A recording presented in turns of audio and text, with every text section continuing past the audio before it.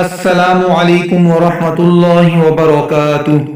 معزز ناظرین، ہر فرض نماز کے بعد یہ دو دعائیں ضرور پڑھ لیا کریں۔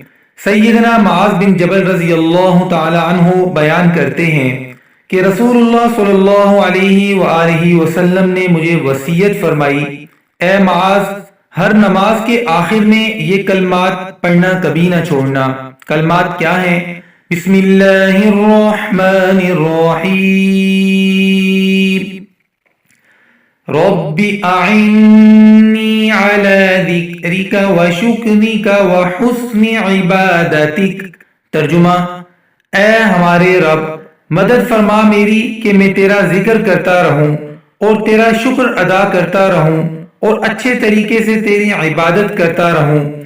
سیدنا انس رضی اللہ تعالی عنہ بیان کرتے ہیں کہ رسول اللہ صلی اللہ علیہ وآلہ وسلم اکثر یہی دعا کیا کرتے تھے، ربنا آتنا فی الدنیا حسنة وفی الآخرة